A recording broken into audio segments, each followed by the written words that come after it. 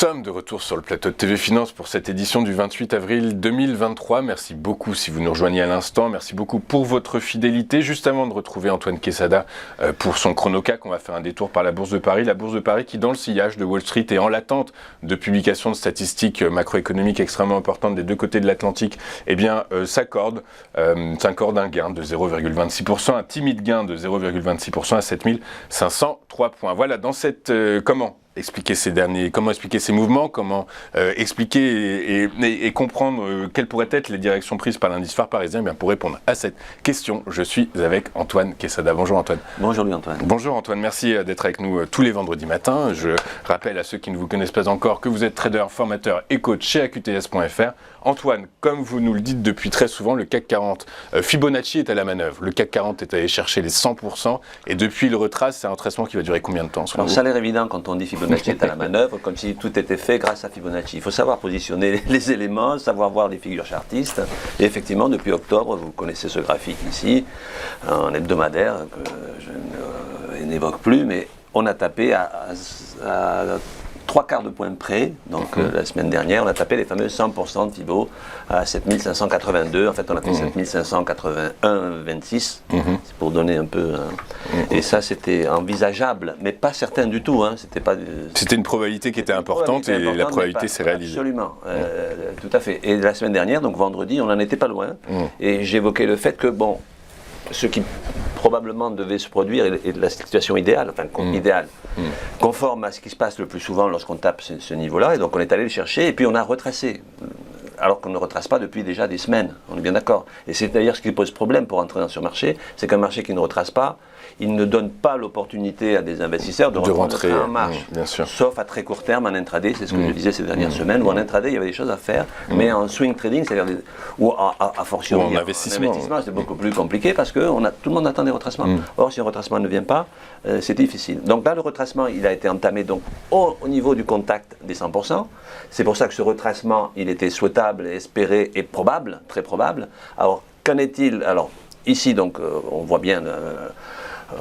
on voit bien ce plafond de verre qui maintenant est le 7582. Donc il est normal que ça retrace. Maintenant, mais ça va retracer. Voilà, exactement.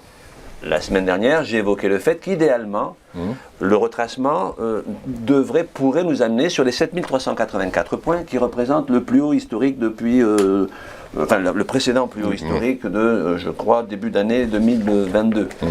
Et j'avais arrondi ça à 7400 pour faire simple. Et on n'est pas descendu jusqu'à 7400, puisqu'en fait on est descendu à 7427 exactement. Et ça c'était avant-hier, 7427. Et on a retracé légèrement. La question c'est est-ce que... retracé, on a rebondi plutôt légèrement, donc sans avoir atteint ce niveau-là. La question c'est est-ce qu'on va continuer à rebondir ou est-ce qu'on va d'abord revenir? Moi, je pense qu'on va d'abord revenir sur les 7384, 7400, même si les résultats, les indices américains hier ont fini en très forte hausse et on pourrait penser que ça va être le cas aussi pour les indices européens. Bon, on a ouvert là en légère hausse. Je pense que cette hausse, dans le meilleur des cas, en intraday aujourd'hui, le petit rebond qui s'est amorcé déjà hier sur les 7427, il l'aurait comme potentiel maximal, je le pense. Alors là, idéalement, on va passer sur le graphique suivant en 4 heures, on verra mieux. Voilà. Sur le 4 heures, donc on voit bien l'atteinte du plus haut à 7581. On a ici une petite divergence baissière. Vous savez que c'est... c'est votre tambouille. Moi, tambouille, comme vous le dites. Petite divergence baissière sur du 4 heures, bien entendu. Ça n'est pas sur un journalier ni un hebdomadaire. Qui a permis d'ailleurs la cassure de l'oblique haussière qui était là tracée depuis plusieurs semaines. Qui a permis donc un retracement à la baisse. Donc cette divergence qui a poussé vers le bas. Et qui pourrait, à ce moment-là, nous amener sur... Là, j'ai mis Fibonacci, mais là, dans le sens définition du retracement baissier par rapport à toute la hausse qui a été entamée sur les plus bas que l'on a ici sur la gauche de l'écran. Donc, le premier palier de retracement à court terme pourrait être les 23,6 à 7396. Vous voyez, ça nous ramène sur les 7385, voilà. 7386. C'est cette zone-là qui, selon moi, serait idéale pour ensuite permettre... se repositionner sur le CAC 40. Mais gare à la cassure... à court terme, bien entendu, gare à la cassure du plus bas que nous avons fait mercredi, c'est-à-dire les 7427, qui maintenant va devenir une zone sensible si on vient à la franchir à la baisse. Donc le plus bas il y a quelques jours, hein, la mèche que vous avez là, 7427 points, le plus bas de mercredi, simplement. Si on venait à le recasser à la baisse, en clôture, au moins en clôture sur des chandeliers en 4 heures, comme c'est le cas ici, ça pourrait à ce moment-là accélérer la baisse, qui ne serait pour le moment, encore une fois, qu'un retracement de court terme. Le long terme est toujours haussier, bien que embuté sur un 100% Thibaut. Et j'insiste là-dessus parce que donc c'est une résistance, Thibaut, c'est une résistance extrêmement solide en fait en réalité. Absolument, on ne la traverse jamais comme s'il n'y avait rien. En général, on bute et on retrace. Donc mon sentiment, alors on verra les stats cet après-midi, enfin la situation. Et puis là, les banques centrales. C'est que le potentiel de hausse court terme, c'est 7525 points à peu près, qui correspondent ici, en fait, pour les puristes, pour ceux qui regardent en 4 heures, qui correspondent ici à l'instant T, à la moyenne mobile 20, qui est la moyenne mobile en bleu, en pointillé, qui viendrait servir de résistance de court terme. C'est le pointillé que vous avez à l'intérieur de cette bande bleue.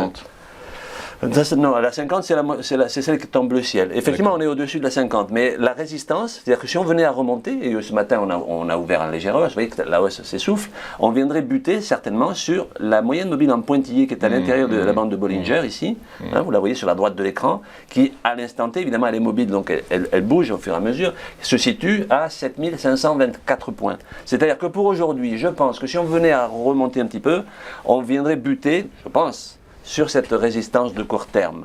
Et surveiller, comme je l'ai dit à l'instant, la cassure éventuelle, ça n'est pas fait, mais si on vient à casser les 7427 points, donc le plus bas qu'on a fait avant-hier, on risque fort de revenir non seulement sur les 7396, ici les premiers paliers de Fibonacci, voire même un potentiel de baisse qui pourrait nous ramener sur les 7385. Même plus bas.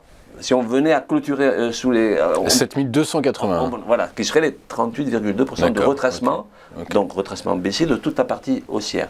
Donc voilà, potentiel de hausse à mon avis à court terme très faible, quasiment nul. En tout cas, on bute. Logiquement, on devrait continuer à retracer, à moins d'un événement exceptionnel qui pourrait à ce moment-là, dans l'euphorie, mais je n'y crois pas, en tout cas pas à court terme. C'est ça, une excellente publication d'entreprise ou une surprise du côté des banques centrales. Mais a priori, absolument, mais le schéma actuel est parfaitement logique et cohérent, comme je l'évoquais vendredi dernier. On est allé taper les 100% et depuis on retrace tout simplement, alors qu'on ne l'a pas fait depuis déjà plusieurs semaines. Ok, très clair. Écoutez, merci Antoine pour votre analyse, votre œil. Pardon, je rappelle que vous êtes trader, formateur et coach à QTS.fr et que vous êtes avec nous tous les vendredis matins. De notre côté, écoutez, on va marquer une rapide courte page de publicité et on va se retrouver juste après avec les Market Movers de Slimane Imora, tout de suite sur T-Finance.